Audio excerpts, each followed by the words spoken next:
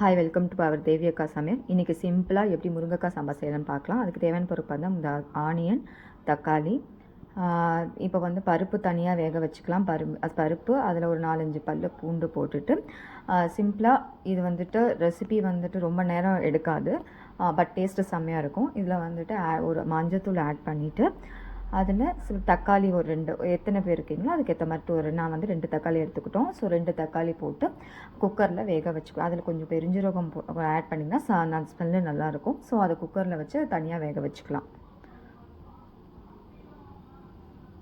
அதுக்கப்புறம் தனியாக ஒரு பாத்திரம் எடுத்துகிட்டு அது நல்லா அந்த பாத்திரம் நல்லா ஹீட் ஆனதுக்கப்புறம் ஹீட் ஆகட்டும்.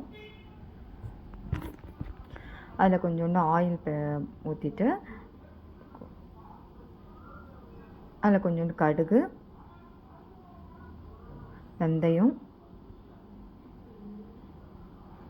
கொஞ்சோண்டு கருவேப்பிலை, கொஞ்சோண்டு ஜீரகம் இது போட்டு நல்லா இதாகட்டும், பொரியட்டும். அதுக்கப்புறம் நான் 2 ஆனியன் அது கட் பண்ணி வச்சுருக்கேன். ஸோ மேக்ஸிமம் சாம்பாருக்கு பெரிய ஆனியன் போட்டிருந்தா நல்லாயிருக்கும்.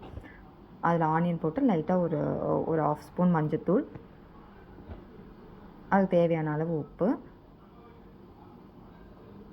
போட்டுட்டு லைட்டாக கொஞ்சம் பெருஞ்சீரகம் போட்டு நல்லா வதக்கிக்கோங்க.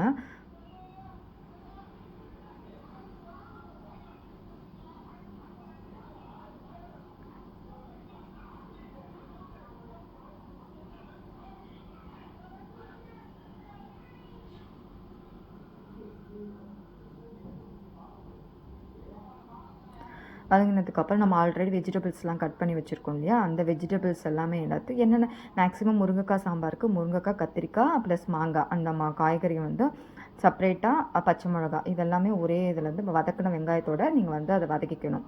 அப்போ தான் அந்த ஸ்மெல்லு உங்களுக்கு நல்லா இருக்கும்.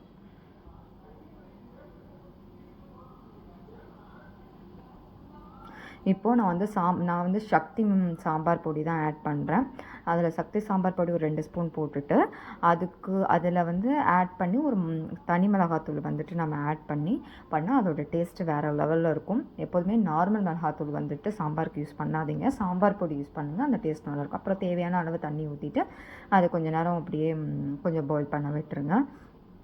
அதுக்கப்புறம் நல்லா பாயில் பண்ணதுக்கப்புறம் லைட்டாக ஆல்ரெடி மாங்காய் போட்டிருக்கிறதுனால லைட்டாக புளி ஊற்றினா போதும், ரொம்ப புளி ஊற்றாதீங்க, இல்லைன்னா சாம்பார் ரொம்ப புளிக்கும். அதுக்கப்புறம் பருப்பு வேந்ததுக்கப்புறம் பருப்பு தக்காளி ஆல்ரெடி இதில் போட்டிருக்கோம் இல்லையா, அதை அப்படியே அது மேலே ஊற்றி நல்லா கிண்டி விட்டுருங்க. இது சிம்பிளான ரெசிபி. இது ஏன்னா சாம்பார் முருங்கைக்காய் ரொம்ப ஈஸியான மெத்தடில் சாம்பார் முருங்கைக்காய் சிம்பிளாக எப்படி பண்ணுறதுன்னு பார்த்துருக்கோம். ட்ரை பண்ணி பாருங்கள். ட்ரை பண்ணிவிட்டு கமெண்ட்டில் அப்டேட் பண்ணுங்கள்.